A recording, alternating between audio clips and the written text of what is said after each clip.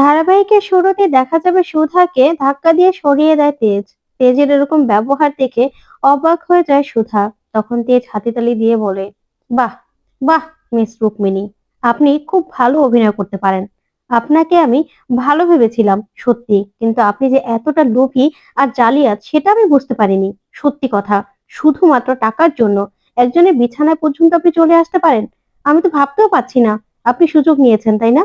তখন এই কথা শুনে সুধা বলে, তেজ, তুমি এসব কি কথা বলছো?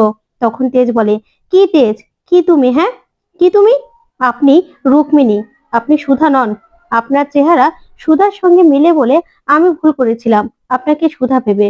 আর আপনি আমার পরিবারের সেই দুর্বলতার সুযোগটাই নিয়েছেন। আপনি কিনা এই সম্পত্তি নিজের মেয়ের নামে করে নেওয়ার জন্য আপনি এ বাড়িতে ঢুকে আসলেন, আরেকজনের বিছানায় চলে আসলেন। ছি ছি, আপনাকে না আমি কোনোদিনও ভাবতে পারিনি যে আপনি এরকম। আপনি আমার সুধা কোনোদিনও হতে পারেন না। আমার সুধা এতটা লোভী কোনোদিনও ছিল না।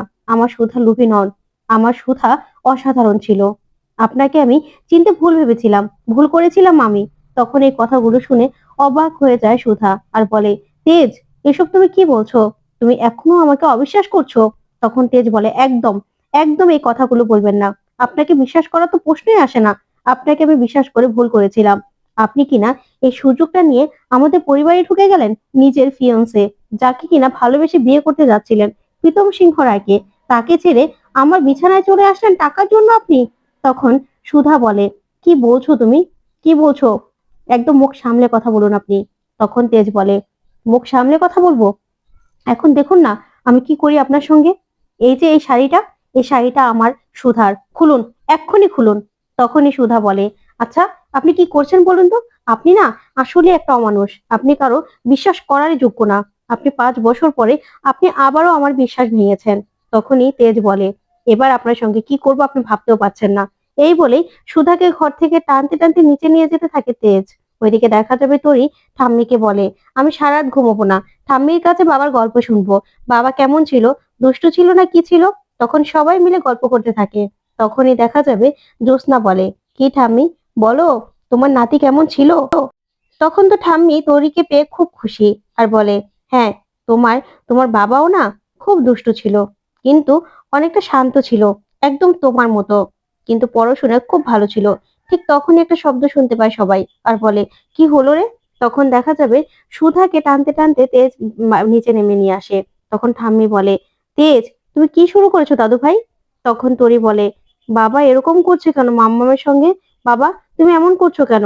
তখনই তেজ তরির উপর রেগে যায় আর বলে, কি বললে তুমি আমাকে? একদম বাবা বলবে না, আমি তোমার বাবা নয়। তখন তরি বলে, আর তুমিই তো আমাকে বললে যে তুমি আমার বাবা। তখন তরি ভয় পেয়ে চলে যায়। তখন ঠাম্মি বলে, আচ্ছা দাদু ভাই, তুমি এরকম শুরু করেছো কেন রাতে? তখনই সুধা বলে, আপনি একদম আমার মেয়ের সঙ্গে এরকম ভাবে কথা বলবেন না। তখন তেজ বলে, একদম ঠিক বলছি, ঠিক বলছি আমি। তারপরে সমুদ্র বলে, আচ্ছা দা ভাই, তুই কেন বৌদি ভাইকে এরকম সন্দেহ করছিস বলতো? বৌদি ভাই মোটেও মোটেও কোনো লোভী মানুষ নয়। তখন তরিতা বলে, আচ্ছা আপনি দিদিকে কেন এরকম করছেন দাদা ভাই? তখন জ্যোৎস্না বলে, তেজ, তুই কিন্তু বড্ড বাড়াবাড়ি করছিস। ওইদিকে তরিকে সমুদ্র বলে, তরি, চলো আমরা গিয়ে গল্প করি, আর আমার না ছোটবেলার অনেক খেলনা রয়েছে, তোমাকে দেখাবো, চলো। তারপরে দেখা যাবে ঈশিকা সেখানে চলে আসে। তারপরে সুধা বলে, আসলে আমি না এই মানুষটাকে চিনতে ভুল করেছিলাম, চিনতে ভুল করেছি আমি। তখন তেজ বলে, না ঠাম্মি, এই মানুষটা না সুধা নয়, সুধার মতো দেখতে, কিন্তু সুধা নয়, সে হলো রুক্মিণী সেনগুপ্ত। তোমরা তোমরা ওকে সুধা ভেবে ভুল করছো। তখন জ্যোৎস্না বলে, না, এটা একদম ঠিক কথা নয়। ওই সুধা, ও সুধা ছাড়া আর কেউ হতে পারে না। তখন তেজ বলে, আমি তোমাদের বলছি, এটা সুধা নয়।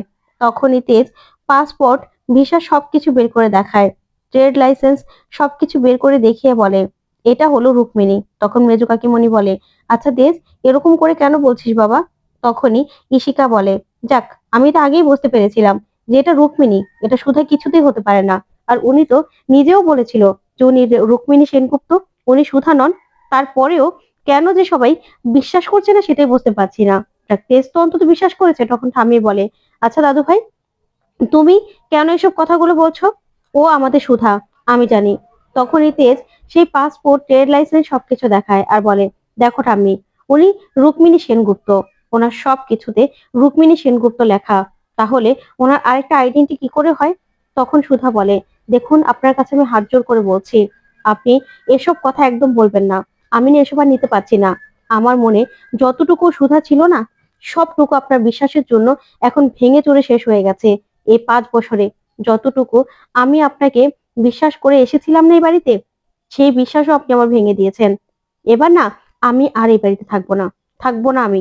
তখন তেজ বলে, আপনি রুক্মিণী সেনগুপ্ত, আপনি সুধা নন। সুধা হতেই পারেন না, কারণ আমার সুধা এতটা লোভী ছিল না।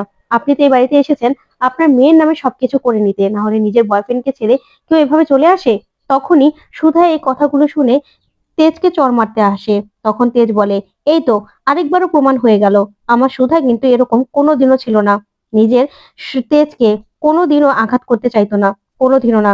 তারপরে সুধা রেগে চলে যেতে লাগলে তখনই সার্থক আর ইমন সেখানে চলে আসে ড্রিঙ্কস করে। আর সার্থক বলে, কি ব্যাপার সুধা, চলে যাচ্ছ নাকি? এত চিৎকার চেঁচামেচি। তখন ইমন বলে, কি ব্যাপার সুধা, তোমার সঙ্গে আর তেজের সঙ্গে তো কোনোদিনও এরকম ঝগড়া দেখিনি, হঠাৎ করে এরকম ঝগড়া কেন? তখন ইমন আর সার্থককে দেখেই তেজ এসে সুধাকে ধরে আর বলে, স্বামী স্ত্রীর মধ্যে তো এরকম ভুল বোঝাবুঝি হতেই থাকে, তাই না?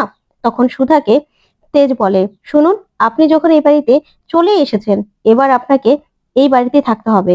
যতদিন না পর্যন্ত কোর্টের অর্ডার পাই, ততদিন পর্যন্ত আপনি এখানে থাকবেন। ওইদিকে আশুতোষ সবটা দেখে মনে মনে বলে, এতটাও মানুষ নাটক করতে পারে জানতাম না। তখন জ্যোৎস্না ঠাম্মিকে বলে, ঠাম্মি ওই আমাদের সুধা। তখন সার্থক বলে, কি হলো সুধা, কি বাড়ি ছেড়ে চলে যাচ্ছ নাকি? তুমি কি আসলে সুধা, নাকি তুমি রুক্মিণী সেনগুপ্ত? সেটা যদি প্রমাণ হয়ে যায় যে তুমি রুক্মিণী সেনগুপ্ত, তাহলে কিন্তু এই বাড়িটা আমার হয়ে যাবে, বুঝতে পেরেছো? তখন সুধা বলে, আমি সুধা, এই সুধা থাকতে তোমরা কিছুতেই কোনো কিছু নিতে পারবে না। তারপরে সার্থক আর ইমন সেখান থেকে চলে গেলে তেজ বলে, শুনুন, আপনি যখন নিজের ইচ্ছেতে চলে এসেছেন, তখন এই বাড়ি ছেড়ে কোথাও যেতে পারবেন না। আর আপনি যত টাকা চান আমি টাকা দেব। তখন সুধা বলে, শুনুন, আপনার যত ব্যাংক ব্যালেন্স, এই বাড়ি, ব্যবসা সবকিছু আপনি আমার জন্য ফেরত পেয়েছেন। আর আপনি সেখান থেকে কিনা আমাকে টাকা অফার করছেন? আপনার এত বড় সাহস হয় কি করে? আমার কিন্তু নিজের বিজনেস সবকিছু রয়েছে, আমার আলাদা একটা আইডেন্টিটিও রয়েছে, তাই আপনি আমাকে টাকা অফার করতে পারেন না। আমি এখানে থাকবো না। তখনই তেজ সুধার হাত চেপে ধরে আর বলে, না, আপনি কোথাও যেতে পারবেন না। যতদিন না পর্যন্ত আমি এই নাটকটা চালাতে বলবো, ততদিন পর্যন্ত আপনাকে এই নাটকটা চালাতে হবে। তখন সুধা বলে, না, এই সুধাময়ী কারো কথায় চলবে না। এই সুধা আপনাকে ভালোবেসেই বাড়িতে এসেছিল, কিন্তু আপনি না সে ভালোবাসা পাওয়ার যোগ্যই না। সেটা আরেকবারও আপনি প্রমাণ করে দিলেন। আমি এই বাড়িতে কিছুতেই থাকবো না। যেখানে আমার মেয়ের অসম্মান হয়, সেখানে আমি থাকবো না। আমি রুক্মিণী সেনগুপ্ত। তখন ঠাম্মি বলে, তুমি রুক্মিণী হও আর সুধাই হও, তুমি যেই হও না কেন, তুমি আমাদেরকে বাঁচিয়েছো মা। তাই তুমি কোর্টের অর্ডার পর্যন্ত এখানে থেকে যাও। আমি তোমার গায়ে হাত জোর করে বলছি, তুমি এই বাড়িতেই থাকবে, তুমি কোথাও যাবে না। তুমি আমাকে কথা দাও, যে পর্যন্ত আমরা সবকিছু ফিরে না পাই, না হলে ওরা আবার আমাদের কাছ থেকে সবকিছু কেড়ে নেবে। তখন সুধা বলে, এই সুধাময়ী থাকতে আপনাদের কিচ্ছু হবে না ঠাম্মি, কিচ্ছু হবে না। তখনই দেখা যাবে মেজো কাকি তেজকে বলে, আচ্ছা তেজ, তুই কি শুরু করেছিস বলতো? ও সুধা, তুই কেন বুঝতে পারছিস না? তখন তেজ বলে, না কাকিমণি, এটা সুধা নয়। তখন কাকিমণি বলে, আচ্ছা ঠিক আছে, এটা সুধা হোক আর নাই হোক, তোকে সুধাকে মেনে নিতে সমস্যা কি? সুধা তো নেই, তুই তো জানিস। কিন্তু আমি জানি সুধা আছে, আমাদের আশেপাশে আছে। ওইদিকে সুধা বলে, আমি ঠাম্মি, আমারও আমার বিশ্বাস ভেঙেছে।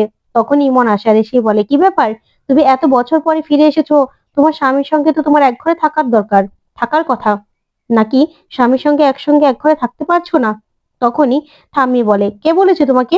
আমরাই ওকে ছাড়তে পারছি না। ও শুধুমাত্র দাদু ভাইয়ের জীবনে ফিরে আসেনি, আমাদের জীবনেও ফিরে এসেছে। এখনই যাবে, যাও, যাও, তুমি ঘরে যাও। তখনই সুধা নিজের ঘরে এসে চুপ করে বসে মনে মনে ভাবে, না, তেজ একটু পাল্টায়নি। তখন তেজ ভাবে, কি ভাবছেন আপনি, কি ভাবছেন? এই ঘরে আসা যায়, এই ঘর থেকে বের হওয়া যায় না। নিজের ইচ্ছেতে এসেছেন তো বেরোতে পারবেন না। এই বলে মদ খেতে থাকে তেজ। তখনই সুধা রেগে যায় আর বলে, দেখুন, এসব ছাইপাশ একদম খাবেন না আপনি। এই ঘরে যখন আমি আছি খেতে পারবেন না। তো বন্ধুরা, কেমন